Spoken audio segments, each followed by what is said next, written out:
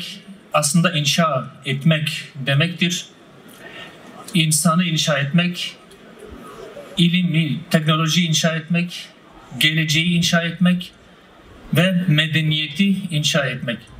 Şimdi kendi değerlerinden, özünden yoksun bir neslin geleceğini, medeniyeti, ilmi, irfanı inşa etmesi mümkün değildir. Çağımızda özellikle geldiğimiz noktada aidiyetlerin yok edildiği bir süreçten geçiyoruz.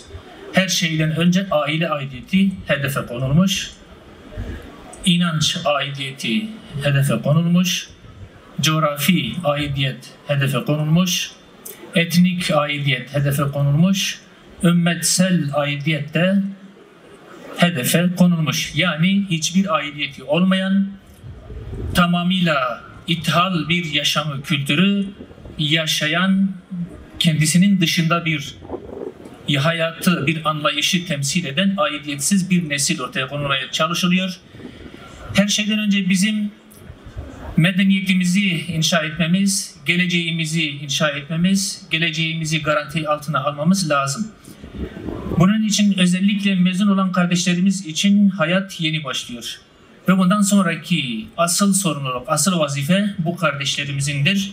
Özellikle bu noktada geleceğimizi değerlerimiz noktasında inşa etme sorumluluğunun kendilerine tevdi edildiğinin farkında olmaları gerektiğini hatırlatıyorum.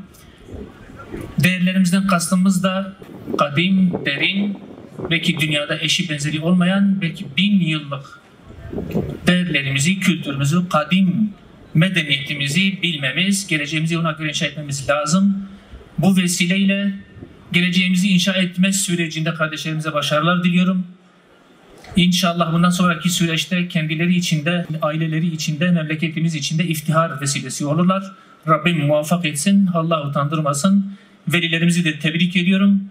Gözleri aydın. İnşallah bundan sonraki süreçte hiçbir zaman gözleri arkada olmaz. Çocukları onların her zaman iftihar vesilesi olacaktır. Çok teşekkür ediyorum. Ahlakın, erdemin aşağılarda tutulduğu bir eğitim sisteminde yetişen insanların, çünkü Türkiye'de tek üniversite hem İslam hem bilim hem teknoloji üniversitesi, teknolojiyle alakalı laboratuvarların kurulduğu, çalışma gruplarının kurulduğunu biliyorum. Çocuklarınızın gününü göstersin hepinize. Sağlıkla, sıhhatle. Gaziantep Milletvekilimiz ve Sayın Rektörümüz öğrencimize takdir belgesini takdim ediyor.